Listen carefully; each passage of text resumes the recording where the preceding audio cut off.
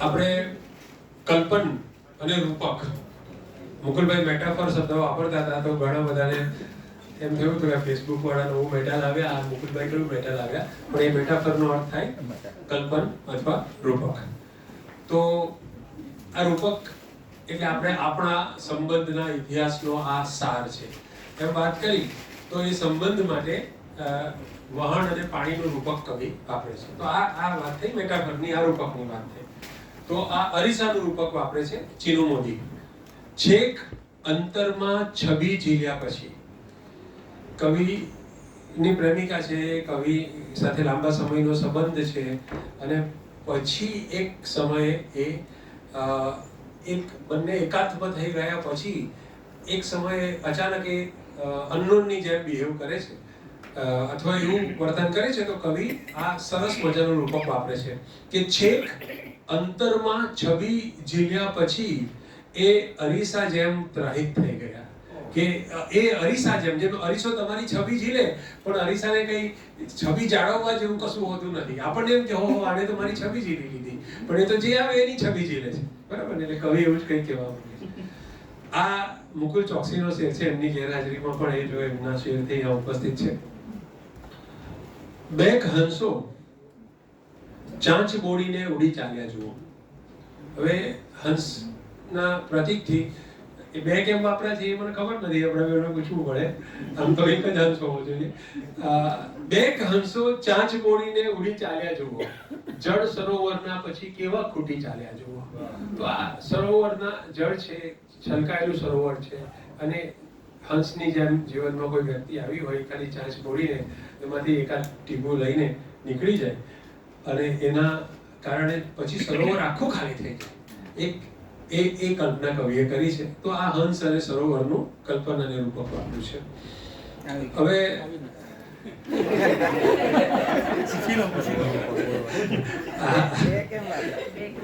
આમાં બે હંસો કેમ છે એમ, આ તમારો શેર છે, એ તો એમને પાછળ યાદ પણ નહીં હોય. બે હંસો ચાંચ બોડીને ઉડી ચાલ્યા જુઓ, જળ સરોવરના પછી કેવા ખૂટી ચાલ્યા જુઓ.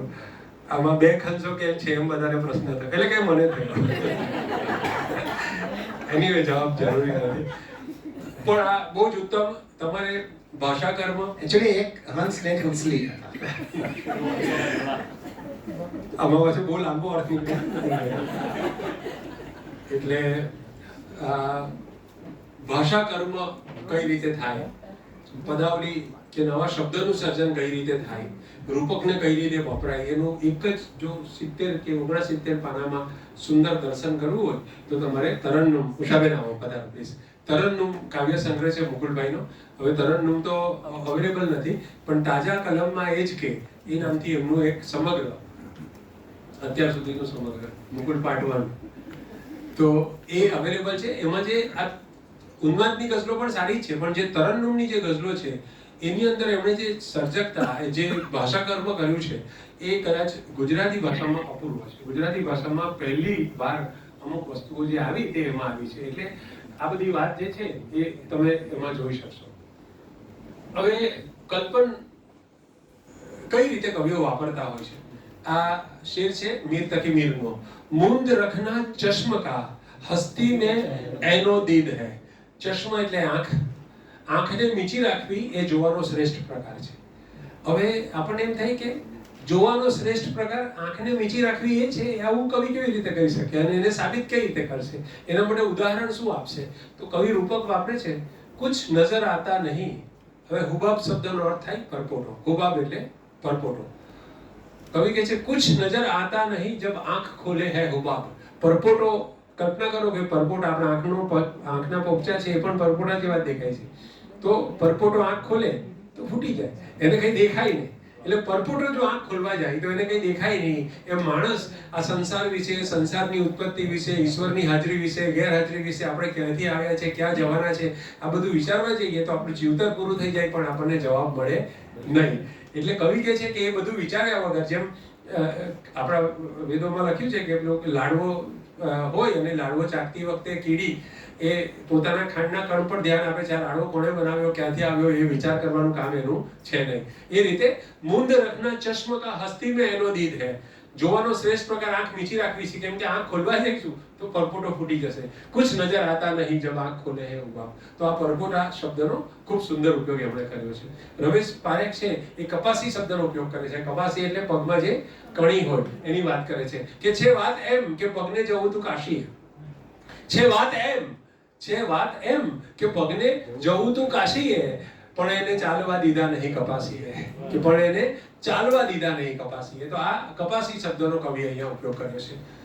તો અહીંયા જોજો, આ મીર તકી મીરનો શેર છે. મારે રહીને મીર તકી મીરના શેર એટલા માટે યાદ આવે છે કેમ કે અત્યારે હું એમનો અનુવાદ કરી રહ્યો છું કે શામ હી સે બુઝાસા રહેતા હૈ. કેટલી સરસ વાત છે, કેવું સુંદર ચિત્ર છે એ તમે જોજો કે શામ હી સે બુઝાસા રહેતા હૈ, દિલ હૈ ગોયા ચિરાગ મુફલિસ કા. ગોયા એટલે જાણે કે આ મારું હૃદય છે એ જાણે કોઈ ગરીબના ઘરનો કે ઝૂંપડીનો દીવો છે કે સાંજ પડતા જેનું તેલ પૂરું થવા આવે છે.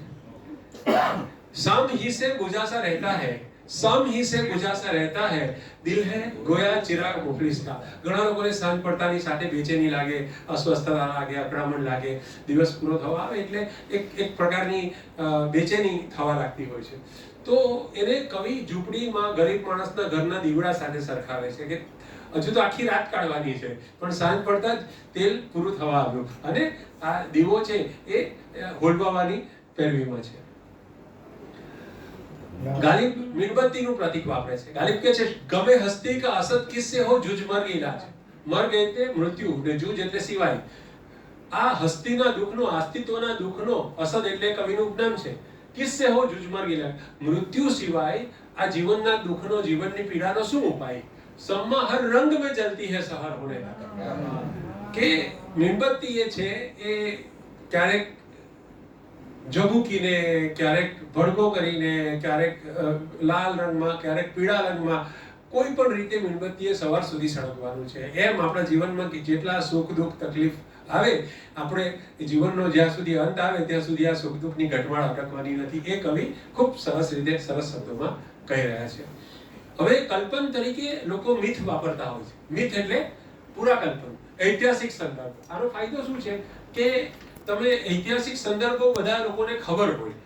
મોટે ભાગના જે સુગ્ન કવિતા સાંભળવા માટે પેલા હનીસિંહ કે નિકાસિંહ જેવા તો આવે નહીં કે વોડકાનું પ્રતીક વાપરવું પડે, 4 બોટલ વોડકા કામ में.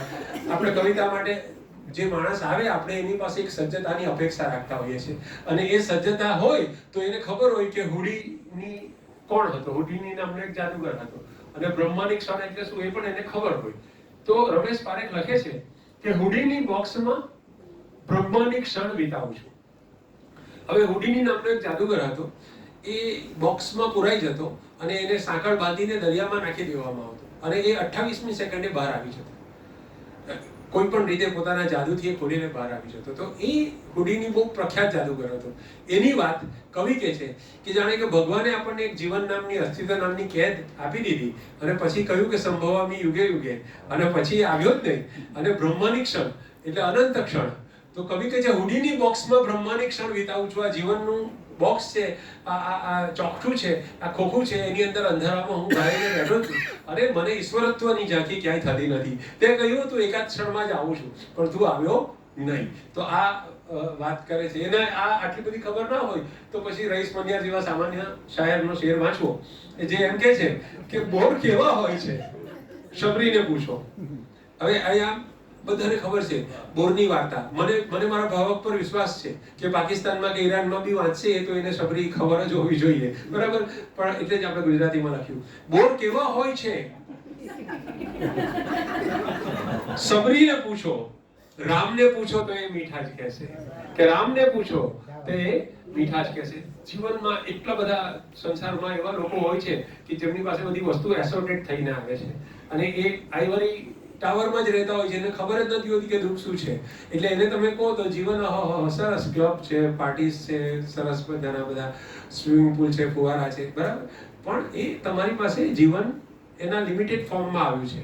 જ્યારે તમે ગલી પર સડક પર ઉતરશો ત્યારે જીવનને સંપૂર્ણ સ્વરૂપે જોશો. સબરીએ જે રીતે બોરને જોયા છે એ રીતે રામે જોયા નથી.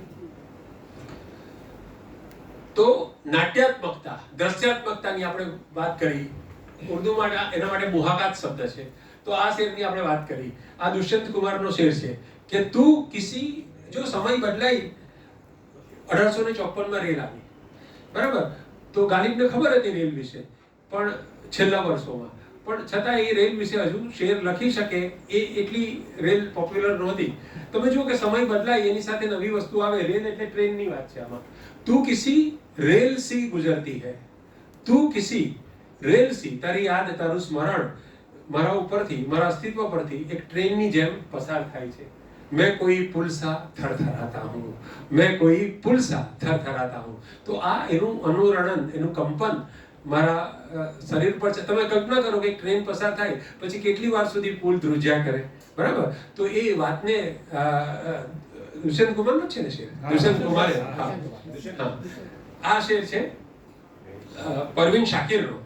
હવે ઉષાબેન, આ એકદમ વાત એકદમ સાદી સીધી છે. પ્રેમની ચરમ અવસ્થામાં, ઉન્માદમાં એક સ્ત્રી જે છે તે એકદમ ઘેલી થઈ ગઈ, ખુશખુશાલ થઈ ગઈ છે. હવે એમ કરવા માટે મોરનું પ્રતીક વાપરે છે કે તેરી ચાહત કે ભીગે જંગલોं में, तेरी चाहत के भीगे जंगलों में मेरा मन मोर बनकर नाचता है, मेरा मन मोर बनकर नाचता है. બીજું હવે એ વિસ્તારે છે, પોતાની સહેલીઓની પણ પિક્ચરમાં લઈ આવે છે. એ પણ એમનો શેર છે. લડકિયા બેઠી થી પાંવ ડાલ કે.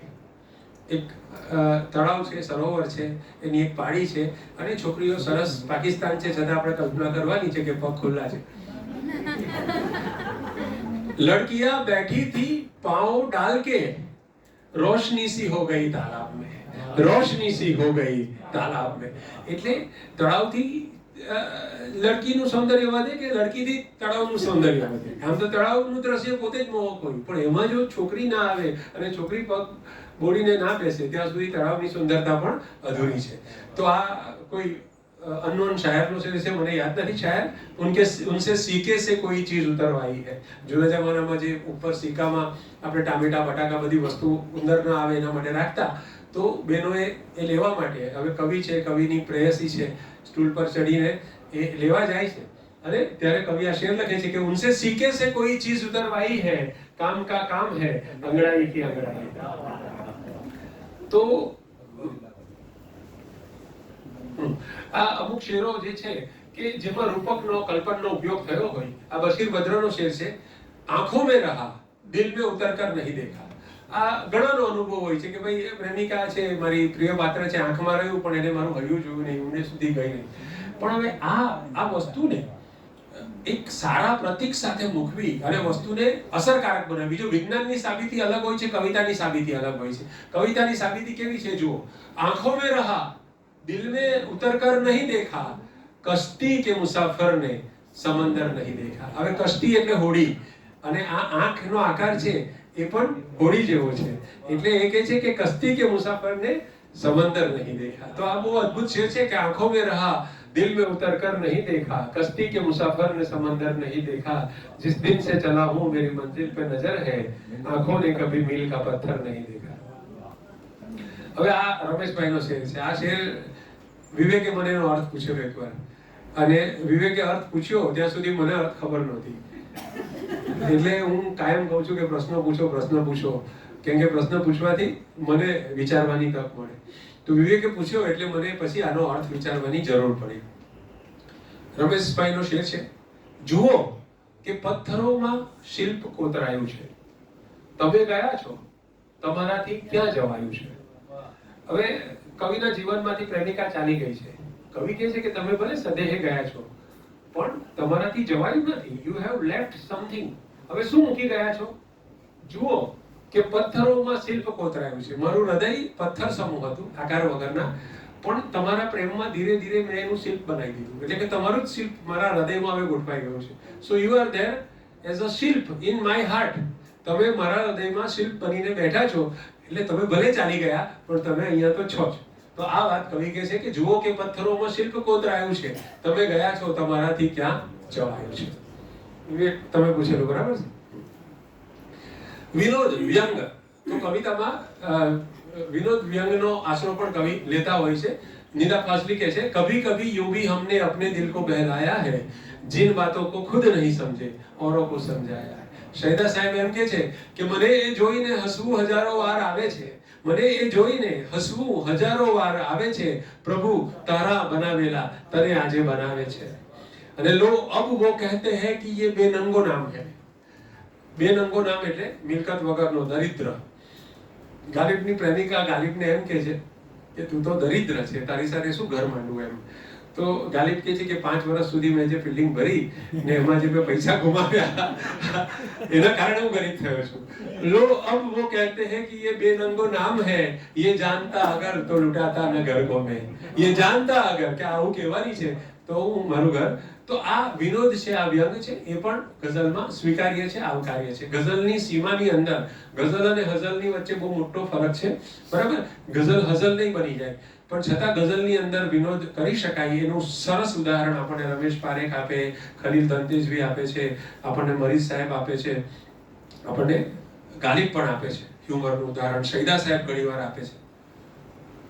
શબ્દની રમત, તમે શબ્દને આગળ પાછળ કરો ને એના કારણે જે રમત ઊભી થાય એની પણ સરસ મજાની વાત છે કે કહેતે હૈ જીતે હૈ ઉમ્મીદ पे लोग, कहते हैं जीते हैं उम्मीद पे लोग, हमको जीने की भी उम्मीद नहीं. આ ગાલિબનો શેર છે.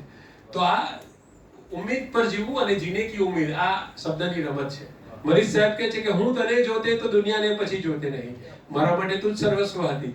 હું તને જોઉં તો હું પછી મારા માટે દુનિયા નકામી હતી, પણ તું મને જોતે તો શું થતે. આ સુરતી સ્ટાઇલ છે કે હું તને જોતે તો દુનિયાને પછી જોતે નહીં, ને તું મને જોતે તો જ્યોતિ થઈ જતે દુનિયા મને, તું મને જોતે તો જ્યોતિ થઈ જતે દુનિયા મને.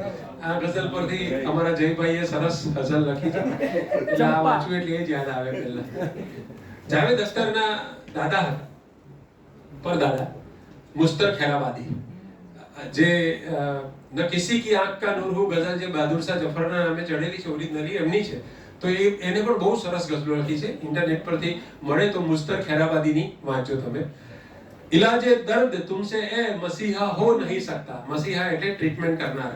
इलाजे दर्द तुमसे ए मसीहा हो नहीं सकता, तुम अच्छा कर नहीं सकते मैं अच्छा हो नहीं सकता.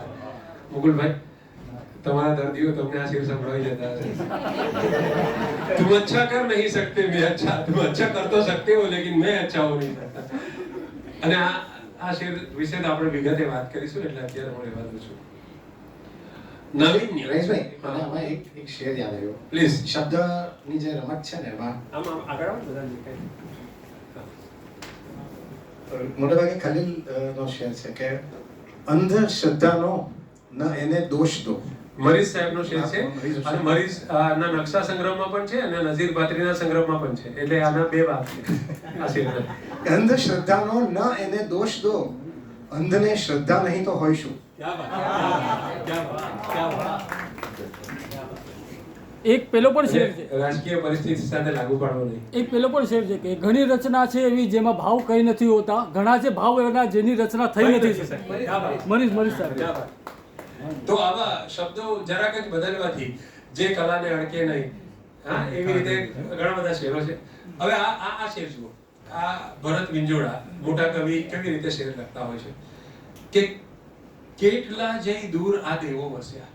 આમ તો દેવો આપણા હૃદયમાં આપણી નજીક રહેવું જોઈએ, પણ કે છે કે કેટલા જઈ દૂર આ દેવો વસ્યા, આમ આપણને કરાવી જાત્રા, કે આમ આપણને કરાવી. હવે પહેલો જે અર્થ છે વાચ્યાર્થ તે એવો છે કે ભાઈ આ કેદારનાથ ને બદ્રીનાથ ને યમનોત્રી ને ગંગોત્રી ને કેટલું બધું દૂર છે, આપણે જવું હોય તો આટલું ચાલીને જવું પડે એમ, અને આપણે જાત્રા કરીએ છીએ, આપણે ત્યાં સુધી જઈએ છીએ. તો દેવો માણસથી દૂર વસ્યા એ એમનો વાંક છે કે આપણે ત્યાં જઈને એમને દૂર સ્થાપી દીધા એ આપણો વાંક છે. કેમ આપણે એમને સાથે નથી રાખી શકતા? અનેક અર્થાંતરના અવકાશો આની અંદર છે. અદ્ભુત શેર છે મારી દ્રષ્ટિએ કે કેટલા જઈ દૂર આ દેવો વસ્યા, આમ આપણને કરાવી જાત્રા. અને આ મુકુલ ચોકસીનો શેર છે કે અમે કેક્ટસને કાંઠે લાંગરેલા હાથ થઈ બેઠા. તમે વિચાર કરો, એક કાંઠો છે, કેટલું બધું સિચ્યુએશન કવિ કલ્પના કરે છે જ્યાં કેક્ટસ ઉગેલા છે અને વહાણનો લંગર નાંગરે, પણ કવિનો હાથ નાંગરે છે. કવિ જો જરા વસ્તુ બદલે છે, કાંઠો છે પણ કાંઠા પર કેક્ટસ ઉગેલા છે, અને વહાણનું લંગર નાંગરે એના બદલે કવિનો હાથ ત્યાં નાંગરે છે. એમ કહેવાય ને, લાંગરવું અથવા નાંગરવું બંને શબ્દો વપરાય કે અમે કેક્ટસના કાંઠે લાંગરેલા હાથ થઈ બેઠા, તમે પણ કેટલો લોહી લોહાણ આધાર થઈ બેઠા. તમે પણ એટલે એ કેક્ટસનો તમે ટેકો લેવા જાવ, એ ટેકો તો આપે પણ તમારો હાથ છોલાઈ જાય, તમારો લોહી નીકળી જાય. તો કવિ કેટલી અદ્ભુત વાત. આ પ્રતીક તમે કેક્ટસનો કાંઠો એ અને હાથનું લાંગરવું, આ પ્રતીક બીજે પહેલી વાર ક્યાંય તમે જોયું નહીં હોય. તો આ નાવીન્ય છે, આ નવી વાત છે. તમે કોઈ પણ તમારી આસપાસ દેખાતી વસ્તુઓમાંથી જો કોઈ પ્રતીક ઊભું કરી શકો જે પહેલા ન વપરાયું હોય, તો એ કવિ તરીકે તમારી બહુ મોટી સિદ્ધિ છે. આવા કવિઓ દાયકામાં એકવાર જન્મતા હોય છે કે જે ન વપરાયેલા, જેમ રમેશભાઈ હાથ વિશે કવિતા લઈને આવે છે કે કાગડા વિશે કવિતા લઈને આવે છે, તો તમે ન વપરાયેલું પ્રતીક એનો કોઈ એંગલ શોધીને તમે એમાંથી કવિતા કરી શકો તો એ બહુ જ મોટી વાત થઈ. એક શેર, લોહીની ફૂટપાથ ખાલી ના કરે, લાગણીઓ પણ મોવાલી હોય છે. કવિનું નામ તો કહો. હું ભૂલી ગયો કે મારો શેર છે. તો લાગણીને મોવાલી ગણવી તો એક નવી વાત છે એમ કે લોહીનો ફૂટપાથ ખાલી ના કરે, લાગણીઓ પણ મોવાલી હોય છે. હું ભૂલી ગયો ખરેખર. તો અશરફ લિબાસ એવો પહેરીને ફરે છે કે આમાં આ શેરનું ઉદાહરણ તરીકે છે અને મારી વાતના સમર્થન તરીકે પણ છે કે કવિ ઘણીવાર એવું પ્રતીક લઈ આવે છે, એવી વાત લઈ આવે છે. કવિ કોઈ ગીતાની કે રામાયણની કે મહાભારતની પુનર્કથન કરતો નથી. કવિ જ્યારે પણ જ્યારે એ કહે છે કે હું જ છું, કે કવિ જ્યારે એમ કહે છે કે તો એ કઈ એને રામાયણ કે ગીતાને ફરીથી નથી કહેવું. એને કંઈક નવી વાત કરવી છે, એને કંઈક નવી રીતે કરવું છે, એને કંઈક જુદું કહેવું છે, એને કંઈક અલગ રીતે કહેવું છે. સારો જે કવિ છે એ પુનર્કથન કરતો નથી, બરાબર. તો અશરફ ડબ્બાવાલા કહે છે કે અશરફ લિબાસ એવો પહેરીને ફરે છે કે અશરફ લિબાસ એવો પહેરીને ફરે છે કે સપનું હજી તો જેનું દરજીને નથી આવ્યું. સપનું હજી તો જેનું દરજીને નથી આવ્યું. એટલે દરજી બનાવે પછી તો સ્ટાઇલ થઈ જાય ને પછી તો ફેશન થઈ જાય. આપણે કવિ તરીકે જે ફેશન થઈ ગયેલા છે એ શબ્દોને ફરી ફરી વાપરતા હોય છે. જે ઉપમા જે રૂપકો ચવાઈ ગયેલા છે એને જ ફરી ફરી યુઝ કરતા હોઈએ છીએ. તો આપણને એમ ખ્યાલ આવવો જોઈએ કે હું નવું શું કરી શકું, જે વસ્તુ નથી થઈ શકી એવું હું શું કરી શકું. તો રમેશભાઈ કહે છે કે બહુ થઈ ગયું, કઈ વાંધો નહીં. હા ના, એ મારી ભૂલ થઈ જાય એમાં. તમારા વગર એ કુંવારી જ રહેશે. રમેશ પારેખ કહે છે કે તમારા વગર એ કુંવારી જ રહેશે, તમારી કબર તો તમારી જ રહેશે. હવે કબર ને કુંવારી કહેવી અને તમે કબરને સમર્પિત થાવ છો એ ઘડીએ તમારા ને કબરના લગ્ન થયા અને તમારા વગર તમારી કબર કુંવારી જ રહેવાની છે ને તમારી કબર તમારા માટે અનામત છે. આ બધી વાતમાં કવિને કહેવાનું તો એ જ છે કે ભાઈ ડેથ ઇઝ ઇમિનેન્ટ, મૃત્યુ આવવાનું જ છે, બરાબર. તમારી જગ્યા નક્કી છે ધરતીના 6 અત્યારે ગમે એટલી દોડાદોડી કરો, અત્યારે ગમે એટલો તમે વ્યાપ કરો, પણ આ 6x4 માં તમે સમાવાના છો.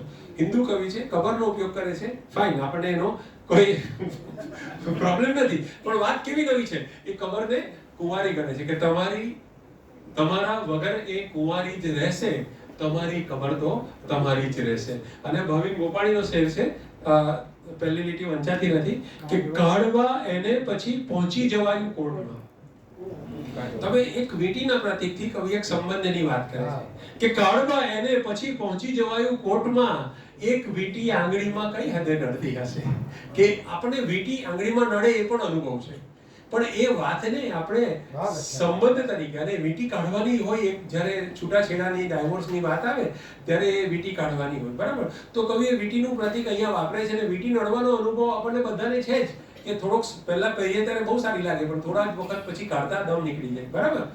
તો કાઢવા એને પછી પહોંચી જવાયું કોર્ટમાં, એક સંબંધ વિચ્છેદની વાત છે, પણ કવિ એના માટે વીટીનું પ્રતીક વાપરે છે. એક વીટી આંગળીમાં કઈ હદે નડતી હશે. પછી વિરોધાભાસ. તો વિરોધાભાસ એ પણ શેર બનાવવાની એક સારી પ્રવૃત્તિ છે. રમેશભાઈ કહે છે કે જે તરફ આપણી આસ્થા જાય છે, આ ચરણ એથી ક્યાં ઉલટા જાય છે. અથવા સરળતાથી જીવવાને માટે અમે જીવનભર મરણિયા પ્રયત્નો કર્યા. કે સરળતાથી જીવવાને માટે અમે જીવનભર મરણિયા પ્રયત્નો કર્યા. આ પણ રમેશભાઈનો શેર છે. ને એક મુદ્દત સે તેરી યાદ ભી આઈ ન હમે, एक मुद्दत से तेरी याद भी न आई हमें, और हम भूल गए हो तुझे ऐसा भी नहीं, और हम भूल गए हो. આ ફિરાક ગોરખપુરીનો મારા ખ્યાલથી છે. તો હવે જો જક્સ્ટા પોઝિશન, આ બી એક બહુ મહત્વની વસ્તુ છે.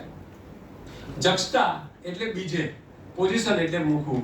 એક જગ્યાની વસ્તુને ઉઠાવીને બીજી જગ્યાએ મૂકવી એને જક્સ્ટા પોઝિશન કહેવાય. મુકુલ ચોકસી નામના એક આપણા મોટા કવિ છે, અહીંયા બેઠા તેની વાત નથી કરતો. તો એ કહે છે કે આંસુની અધિકૃત વિક્રેતા છે થોડી આંખા. કે પેલો જે પેલી ગઝલ હતી ને કે ખાઈ પીને નાઈને કવિતા નથી બનતી, એ રોજ લોહી વહે ત્યારે જ કાગળ વચ્ચે ધરવું જોઈએ. ને કઈ વાતમાં ચાલુ ટ્રેને બારી પાસે બેસવાની વાતમાં બારીમાંથી કૂદવા જેવું ઝઘડતા હોઈએ. તો એ હોઈએ ખોઈએ ની આ ગઝલ છે કે આંસુની અધિકૃત વિક્રેતા છે થોડી આંખા, ખાતરી પૂર્વકનું ને જથ્થાબંધ ક્યાંથી રોઈએ.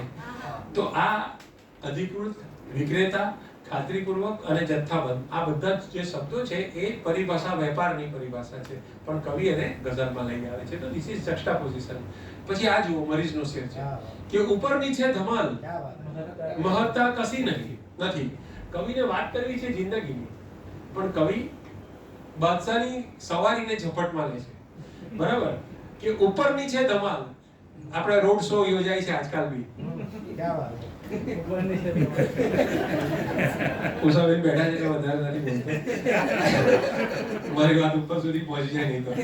ઉપર નીચે ધમાલ, મહત્તા કશી નથી, જાણે કે બાદશાહની સવારી છે જિંદગી. તો બાદશાહ પોતાની જિંદગી ખરાબ છે એમ બતાવવા માટે બાદશાહની સવારીનું પણ એમને અવમૂલ્યાંકન કરી નાખ્યું કે આ બધું દેખાડો છે, આમાં કઈ છે નહીં. બરાબર. તો આ જૂના કોઈ બાદશાહની વાત છે. રહીશભાઈ, હા, પેલું આગલી સ્લાઇડ કરી જરા. આમાં મને બે શેર યાદ આવ્યા કે તું બધાના શેરો બોલે છે, પણ એક સારો શેર એનો પોતાનો એ ક્યારેય બોલતો નથી. પણ આ તામ્રપત્ર બાહુ ઉપર ક્યાં લગાડશો? આ તામ્રપત્ર બાહુ ઉપર ક્યાં લગાડશો? જીતો જો યુદ્ધ હાથ ગુમાવાયો હોય છે. વિરોધાભાસનો એક અદ્ભુત શેર તો રહીશનો આ છે કે એક વિજય કરીને માણસ જીતે છે, પણ એ વિજેતા થવામાં એને પોતાનો હાથ ગુમાવાયો છે. તો જે વિજયના પ્રતિકરૂપ જે તામ્રપત્ર છે હવે લગાડવાનું ક્યાં? કારણ કે એ બાહુ તો તમે ઓલરેડી ગુમાવી દીધો છે. મુકુલભાઈને હું મળ્યો, એમની પાસેથી છંદ વગેરે શીખ્યો. એના 15-20 દિવસ પછી આ શેર લખેલું. હવે આપણે કેટલા વાગ્યા ભાઈ?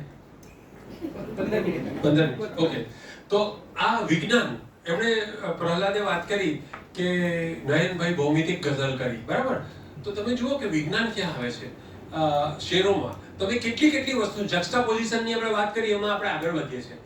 ગાલિબ કહે છે જોફ સે गिरिया मुबद्दल बदमे सर्द हुआ, बावर आया हमें पानी का हवा जाना. હવે હું ગુજરાતી કરું છું.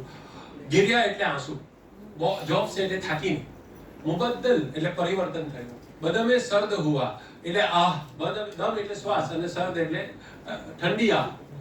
એમ કે છે કે આંસુ થાકીને ઠંડી આહમાં પરિવર્તિત થયું. રડીને કેટલું રડવું, તો રડવામાંથી હવે આંસુ નથી વહાવતો, હું આહ કરું છું. તો બાવર આયા, હવે મને સમજાયું કે અમને સ્કૂલમાં શીખવતા હતા કે પાણીમાંથી હવા બને છે, વરાળ બને છે. તો એ હવે ખબર પડી કે આંસુમાંથી આહ કઈ રીતે બની. સો આ એક્ઝામ્પલ ગાલિબ આમાં યુઝમાં લે છે. અને જીગર મુરાદે વાલી કે છે મિટા દે અપની હસ્તી કો અગર કુછ મર્તબા ચાહે. આપણને એમ લાગે કે અરે એવું કેવી રીતે કરાય? મિટા દે અપની હસ્તી કો, પોતાની હસ્તીને મિટાવી દેશે તો જ કોઈ મર્તબો મળશે. પણ બીજી રીતેમાં કવિ શું કહે છે? મિટા દે અપની હસ્તી કો અગર કુછ મર્તબા ચાહે કે દાના ખાક में मिलकर गुले गुलजार होता है. કે દાના ખાક में मिलकर, દાણો બીજ એ જમીનમાં મળશે તો એમાંથી ગુલે ગુલઝાર જન્મશે. તો તારે કંઈક પામવું હોય તો પહેલા પોતાની જાતને જમીનમાં ધરવી દે. અને આ એક સામાન્ય કવિનો સારો શેર છે. એવી જ ચામડીનું બીજું નામ છે ગઝલ. અમારો શેર છે કે એવી જ ચામડીનું બીજું નામ છે ગઝલ, છોલાઈ રોજ ને આટણ પડે નહીં. સામાન્ય માણસ હોય એ દુઃખ દર્દથી ટેવાઈ જાય અને પછી સ્વીકારી લે કે આ તો આમ જ હોય ને, એમ આ તો આમ જ ચાલે. પણ કવિ એવો જીવ છે કે એકનું એક દર્દ, એકનું એક દુઃખ, એકની એક તકલીફ, એનું પરિવર્તન થાય તો દરેક વખતે નવેસરથી રિએક્શન આપે, દરેક વખતે નવેસરથી એની ચામડી છોલાય, આટણ ના પડે. આટણ પડી જાય તો તમે એક કામ વારંવાર કરતા હોય એ જગ્યા પર આટણ પડી જાય અને પછી ત્યાં દુખાવો ના થાય. તો માણસો એ રીતે બધિર બનીને જીવતા હોય છે, પણ કવિ એવું નથી કરતો. બરાબર. હવે ફિઝિક્સ ને અધ્યાત્મ ક્યાં આવે છે? તે જુઓ કે એક ही नूर से पैदा है कनीज और आका. कनीज એટલે દાસી અને આકા એટલે માલિક. एक ही नूर से पैदा है कनीज और आका, फर्क जो कुछ है वो सिर्फ नजरियात का है. तो આ એક નૂરની વાત કરે છે, એક પ્રકાશની વાત કરે છે. આ ગાલિબનો શેર છે. મુझ महिल મેં હમણાં જ વાંચ્યો. मुझ महिल हो गए कुआ गालिब, अब अनासिर में एतदाल नहीं. આમાં હો ગए અને નહીં સિવાય ખબર પડે એવું કઈ નથી, પણ છતાં હું સમજાવવાની કોશિશ કરું. મુझ महिल એટલે વિખેરાઈ ગયા, કુવા એટલે તત્વો, અનાસિર પંચ તત્વ ભેગું એની વાત છે. એતદાલ એટલે એક સૂત્રતા, એક લક્ષીતા. એટલે એ મારા એક શેરમાં એ વાત આવે છે, જાણીએ અજાણીએ. એટલે હું એ વાંચું છું. જે ઝળહળ જોઈને જોનારને રોમાંચ લાગે છે, ભજવનારો જ જાણે છે કે કેવી આંચ લાગે છે. આ ગઝલની અંદર આ શેર છે કે નિહાળું આગ જળ આકાશ માટી વાયુ વિખરાતા, કે નિહાળું આગ જળ આકાશ માટી વાયુ વિખરાતા, વસ્યો જે એક થઈ સૌમાં મને એ પાંચ લાગે છે. કે વસ્યો જે એક થઈ સૌમાં મને એ પાંચ લાગે છે. તો આ જ વાત ગાલિબ કહી ગયા હતા, મને ખબર નહોતી, હમણાં ખબર પડી. મુझ महिल हो गए कुआ गालिब, કે મારા તત્વો બધા વિખરાઈ ગયા, अब अनासिर में एतदाल नहीं. હવે પાંચ તત્વોની અંદર એકાત્મકતા નથી એમ કહે છે. તો આ બધી વાત હવે ગાલિબ જુઓ, તમે છે ને બીજા કોઈ વિશ્વમાંથી પ્રતીક ઉપાડી લાવો. तुझसे सूरत में मेरी सूरते कुफले अफजद. कुफले अफजद એટલે નંબર વાળું તાળું. આપણે જે અમુક બેગ ને લોક હોય ને, આમ નંબર મેળવીએ 3 તો એ તાળું ખુલી જાય. તો ગાલિબ કહે છે કે तुझसे किस्मत में मेरी सूरते कुफले अफजद था लिखा बात के बनते ही जुदा हो जाना. એટલે તારા અને મારા સંબંધમાં એવું થયું કે નંબર મેળવાયો અને મેળ બેઠો ત્યાં બંધન ખુલી ગયું. એટલે આપણે છૂટા પડી ગયા. તો નંબર મેળવવાથી તો ખરેખર પ્રાપ્તિ થવી જોઈએ, એના બદલે આ કઈ આમ થયું. તો આ કુફલે અફઝદ આવું તાળું એ સમયમાં હતું અને કવિએ પાછો એનો ઉપયોગ કર્યો શેર બનાવવામાં. તમે જુઓ, એટલે હવે એક અહમદ મુસ્તાક નામના શાયર છે, એ કહે છે હમ ભી મુતવાઝી લકી રહે હૈ ચલે સાથ હી સાથ. આ મુતવાઝી એટલે સમાંતર. નરેનભાઈ લખ્યું છે હું સમાંતર રેખની વચ્ચેનો અવકાશ છું. પણ આમાં કહે છે હમ ભી મુતવાઝી લકી રહે હૈ ચલે સાથ હી સાથ, दूर तक साथ चले और कभी मिल न सके. બે સમાંતર રેખાની જેમ આપણે દૂર સુધી સાથે ચાલ્યા પણ મળી ન શક્યા. ઉર્દુમાં ભૂમિતિનો ઉપયોગ છે. અને હફીઝ હોશિયારપુરી આ પરકાર, આપણે પરિકર જેને કહીએ છીએ ઉર્દુમાં, એ લોકો એના માટે પરકાર શબ્દ વાપરે છે. પરકાર કી તરહ હૈ, બહુ અદ્ભુત શેર છે, સાંભળજો. પરકાર કી તરહ હૈ મેરી જિંદગી હફીઝ. પેલું ભૂમિતિમાં આપણે વાપરતા ને, વચ્ચે એક કાંટો હોય ને પછી આમ ફરે પેન્સિલ ગોળ. परकार की तरह है मेरी जिंदगी हफीज, एक पैर पर खड़े हैं सफर ही सफर में है. एक पैर पर खड़े, એક પગ ખોડી દીધો છે અને આમ ચક્રાઓને. એવું નથી કે રસ્તો બહુ લાંબો મળ્યો છે, એવું નથી કે રસ્તો બહુ લાંબો મળ્યો છે, થોડી જ જગ્યામાં ઘણો ચક્રાવો મળ્યો છે. કે થોડી જ જગ્યામાં ઘણો ચક્રાવો મળ્યો. તો આ ભૂમિતિ આની અંદર આ શેરમાં આ રીતે આવી.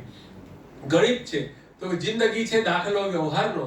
મનહર મોદી કહે છે પ્રેમ પર આડા ઊભા લીટા થયા. તો આ પ્રેમ છે, પ્રેમ તો બહુ સરસ વસ્તુ છે, પણ વ્યવહાર જ્યારે વચ્ચે આવી જાય તો એના પર આડા ઊભા, જેને કહેવાય ને કાપ પડે, એ રીતે થાય છે. આ પણ ગણિતના ઉદાહરણ છે. મારો શેર છે કે કેમ જીવન જીવવુંના દાખલા પુષ્કળ હતા, પણ રકમ પામ્યો અલગ તો રીત હું જાતે શીખ્યો. કે કેમ જીવન જીવવું, દાખલા એટલે એક્ઝામ્પલ્સ અને દાખલા એટલે सम्स, બીજી લીટીમાં દાખલા તરીકે આવશે. કે કેમ જીવન જીવવુંના દાખલા પુષ્કળ હતા, પણ રકમ પામ્યો અલગ તો રીત હું જાતે શીખ્યો. આ ખલીલ સાહેબનો શેર છે કે તમારા સ્મિત સામે રોકડા આંસુ મેં ચૂક્યા છે, છતાં જો હોય શંકા તો હિસાબો મેળવી લઈએ. અર્થ એટલો છે કે કવિતામાં આપણે માત્ર ફૂલ, પતંગિયા, ચાંદ, સિતારાની વાત નથી કરતા. આપણે પ્રતીકો ક્યાં ક્યાંથી લઈને આવીએ છીએ. સારી કવિતા લખવા માટે સારી કવિતા વાંચવી, એટલે કે ગઝલ સિવાય અછાંદસ પણ વાંચવું, ગીત પણ વાંચવું, વિદેશની કવિતાઓ પણ વાંચવી, કવિતા સિવાય નિબંધો પણ વાંચવા, વાર્તા પણ વાંચવી, લેખિત સાહિત્ય સિવાય બીજું સાહિત્ય પણ જોવું, ચિત્રકળા પણ જોવી, શિલ્પકળા પણ જોવી.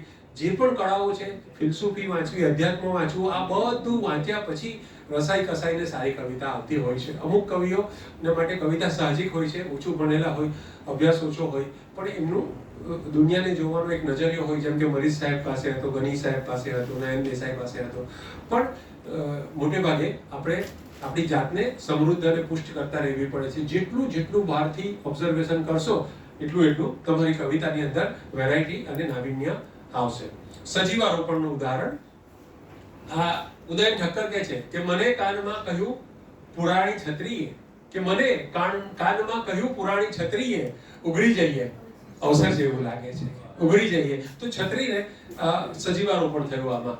અને મુકુલભાઈ કહે છે કે પ્રતીક્ષાની પીડાઓ તો અસૌ છે ને અસૌ રહેશે, અખંડ સૌભાગ્યવતી. આ શબ્દનો કેવો ઉપયોગ કરે છે કવિ, કે પ્રતીક્ષાની પીડાઓ તો અસૌ છે ને અસૌ રહેશે, ભલે એક આંખ વિધવા છે અને બીજી કુંવારી છે. તો આ સજીવારોપણ. રમેશભાઈ કહે છે આ એકાંત મારું ને તારા સ્મરણ, ગલી સાંકડી ને બહોળી પ્રજા. કે આ એકાંત મારું ને તારા સ્મરણ, ગલી સાંકડી ને બહોળી પ્રજા. હવે આ જુઓ, સજીવારોપણનું એક અદ્ભુત ઉદાહરણ છે. બહુ અટપટો શેર છે. આ જમ્યા પછી કહીશ તો સમજાશે જ નહીં, એટલે જમતા પહેલા છે તો શેર કહી દઉં. નક્શ ફરિયાદી है किसकी शौकी है तहरीर का, नक्श फरियादी है किसकी शौकी है तहरीर का, कागजी है पैरहन हर पे करे तस्वीर का. આનો અર્થ હું ભૂલી ના જાઉં એટલા માટે હું પણ લખીને લાવ્યો છું કે પ્રાચીન ઈરાનમાં નિયમ હતો કે વ્યક્તિને જેને રાજા પાસે ન્યાય જોઈતો હોય તે કાગળના કપડાં પહેરીને જાય. જહાંગીરના દરબારમાં પણ આવો રિવાજ હતો એ જમાનામાં, કે તમે અખબારના કે કાગળના પાના પહેરીને જાઓ એટલે એમ ખબર પડે કે આ ફરિયાદી છે. તો ગાલીભાઈ કહે છે કે દુનિયામાં જેટલી પણ કાગળ પર કંડારેલી કળાઓ છે એ જાણે કે કાગળના કપડાં પહેરીને ઈશ્વર સામે ફરિયાદ કરી રહ્યા છે કે તે અમને બનાવીને અસ્તિત્વના દર્દમાં કેમ ધકેલી દીધા. નક્શ ફરિયાદી હે, નક્શ એટલે લખાણ, ચિત્રામણ. કિસકી શૌકી હે તહરીર કા, કાગજી હે પેરહન હર પે કરે તસવીર કા. કળાઓ બધી કાગળ પર કેમ આવે? ચિત્રકામ છે કે કવિતા છે, તો એ અસ્તિત્વની ફરિયાદ છે એમ કવિ કહે છે. તો આની સાથે મને એમ લાગે છે કે આપણે બ્રેક પાડતા પહેલા આપણી વચ્ચે ઉષાબેન ઉપાધ્યાય ઉપસ્થિત છે. તો ઉષાબેન ને આપણે અહીંયા આવ્યા છે. આજે કવિ સંમેલન છે, ધ્રુવી મેળો છે. ઉષાબેનને વિનંતી કરીશ કે અહીંયા આવશે અને બે શબ્દો કહેશે. એ પછી આપણે બ્રેક લઈશું.